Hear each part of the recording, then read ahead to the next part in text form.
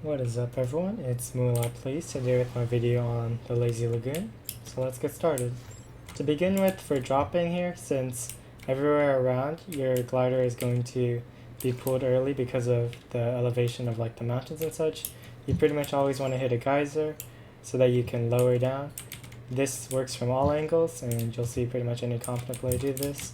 From then, ideally you can land on this south side. There's a few floor loot spawns here, I believe 3 on top. And if given the opportunity, take some shots at other players landing on the other side of the ship or in the town maybe. For duos, sending one person up here is good, and then they can just work their way down pretty much level by level. And then you can send the other person down through these metal gates, try to pretty much take control of the pallets, and then depending on how the enemy plays, you'll ideally have a higher loot imbalance since this north side of the ship isn't as stacked in general. Conversely, if someone beats you to the south side of the ship, then you can aim for the north side and ideally you'll be able to get some starting guns here. I'd recommend sending one duo over here and then one to the lower area where they'll essentially just pickaxe this area, try to take control of the pallets, and by taking control of the pallets they can pretty much box the other players out, and from then you can assess what guns you'll get, or if you don't get good loot, try to see if you get both baller spawns and get out.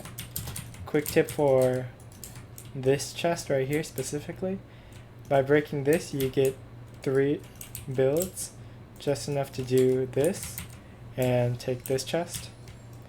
And then obviously not everyone knows this, but you can get insane mats from hitting this top thing. I'll show everything that's pretty good to hit later, but I mean it's just something to keep in mind essentially. If you find that you're being contested by a team at the town, then you want to send one person to this north side and one person to the south side, since looting the ship takes a lot quicker than looting the entire town. Then you'll pretty much just have to figure out a way to push them. I'll show an example that Reverse 2K and Ninja use, involving a baller and a cannon. Conversely, you can try to take shots before going, say like by using this right hand peek. I've seen Reverse do during, I believe it was a solo game or something. You can also try from these lower windows, however, since your field of view is pretty limited, it's not as ideal. Alright, so in this clip I wanted to just talk about different ways that Ninja and Reverse push into the town essentially. Reverse will commonly use this method of a baller where he'll go wrap on the left and then get this easy high ground here, park his ball, and then just scat out the area, try to see where the enemies are.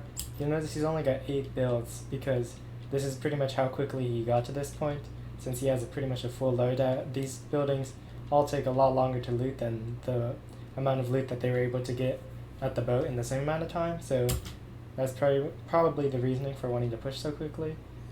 He doesn't immediately see them, decides to get some mats, and then what Ninja does, quite interestingly, is I don't know if Reverse was able to spot them, or anyhow, but the way Ninja uses this cannon, you'll notice he purposefully steers it over here, takes high ground that way, and then from then the push starts.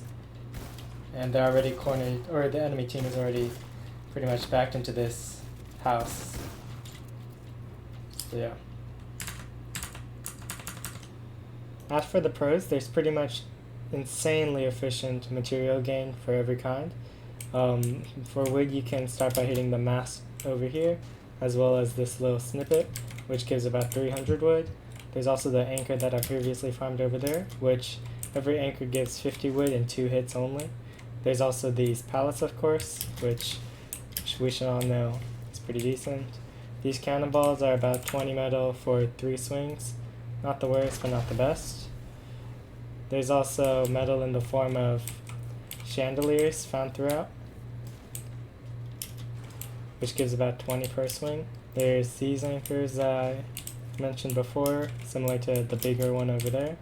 You can farm this fountain for brick as well. There's a ton of these bags of money, which also give about 14 to 16 per swing. And then just other miscellaneous items like those, or you'll find a couple of dressers like this around. Everything pretty insane. For brick, there's these SOS rocks, which give about 300 to 400 once you mine them all. It takes pretty while. It takes like a pretty long while though, so it's not the most efficient, but it will get you a decent amount of brick. And then of course there's the rocks over there that can get you to like 600, I believe. Also, you pretty much have a constant rotation using various cannons to get to like the sky platform, for example, which is a pretty reliable method of rotating out. As for what's average, obviously a lot of the walls are made of brick. There's only 2 baller spawns, so it's not the most reliable thing to have. And then there's coconuts from just the sorts of trees that you can break around here, which, as you know, works sort of like mini slurps. And in this small market over here, you can pretty much get yourself up to as much HP as you need after you pop a couple bandages. Between this town and the boat, there's only 18 chests. That's not including the one on that island, or the one on that island, or the 3 over there, or the one up there, because I just wanted to pretty much focus exclusively on like the lazy lagoon itself, since it's possible that players who land at the forest will take the beach loot and whatnot. Also, there's only one nearby vending, which is also at that beach area. The only thing that I think is kind of bad about this spot is the fact that it's sort of a 2-in-1, like the Dusty Divot and Dusty Diner combo. So let's say there's a couple teams landing with you, and you have to finish fighting people who land at the boat. Then it's possible that the people who land at the town will try to fight with you, and then it's just you're fighting more for less, essentially.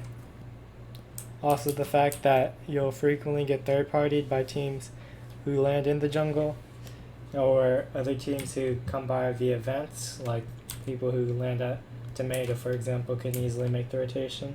And the fact that since it's a small area with a pretty easy map gain, it's very possible for fights to just be drawn out for a very long while.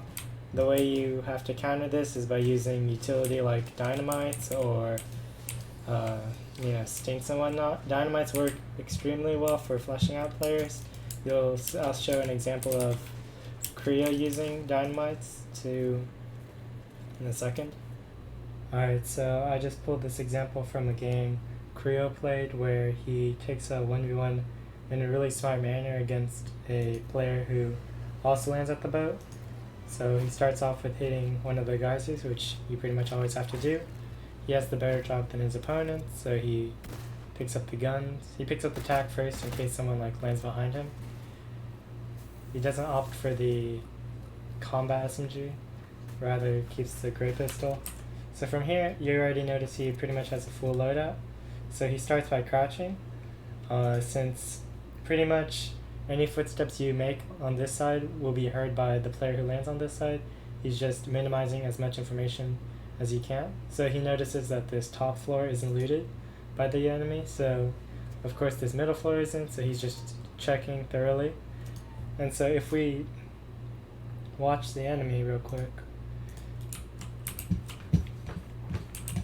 then you'll notice he's pretty much just holding a right hand peek, which is why Creo's trying to be pretty safe, because obviously this person also got pretty lucky to find a shotgun, so they can just end each other's games essentially with a couple good peeks. Creo picks up dynamite and he holds it for a few seconds. It doesn't really do anything other than delay the blast, of course. And so he doesn't really check on that side anymore, because if we go back and look, then the entire ship is blown out. So no one's just going to be standing here while second dynamite's thrown on them. So he pretty much process of elimination, essentially. And then he gets a few tags on this person, tries to close it, the person takes a baller. He doesn't overcommit though, and then he just loses the rest of the ship for himself. As for streamers, Ninja and Reverse 2K land here frequently for duos. I don't know if Ninja lands here for solos, and I know for sure Reverse doesn't land here for solos, so just watch them for duo content. And then I know Creo qualified out of here for solos, so his VODs are paid to view on Twitch, however, you can just watch them off the in-game client if you want to. The playstyle that I think is most prevalent here is shotgun gameplay for the most part, since even if you're fighting in the town, generally fights will happen around buildings, since it's unlikely that the players who land in the town will have extremely high map count, especially in comparison to the players who land at the ship. So it's unlikely that they would want to take a build fight in the first place, well, if presuming that they have that in mind. I think that this spot is pretty much as good as it can get for solos. You can pretty much max out your metal pretty quickly, and you can get your wood literally in like 20 seconds, and then also stone over there and the brick fountain or the rocks over there. And the fact that there's 2 volley spawns doesn't make it too likely you'll get one. However, like I said, you're not very reliant on that to begin with, so the only reason I have it a little bit smaller for duos is because it's very unlikely that you'll get both baller spawns, and also the amount of loot you'll get, being that there's only 18 chests for a duo, is pretty good honestly, but could be better. So in this one we see something slightly different in terms of where Creo decides to land. I believe he makes this decision based on knowing that there's quite a few people contesting him. So what he opts to do is go for this side entrance. I believe the reasoning being that people will generally be landing on top, so he'll be taking the loot from whoever lands on the south side, so they won't have anything other than like the top floor loots. And then additionally, it's safer overall. Like say if there's a few people landing on the top of the boat, less areas to get shot from. So something to note is that the way he took this fight was he's in this cage, and instead of just walking out where someone could be holding a right hand peek on him, he breaks up, looks around, and then realizes, because that person probably thought that he was in the cage, so he was able to get the jump on him that way. So he pretty much immediately recognizes that the other person is like in a flight mode essentially, and once he hears the cannon cue sound, he definitely knows like where the person's going.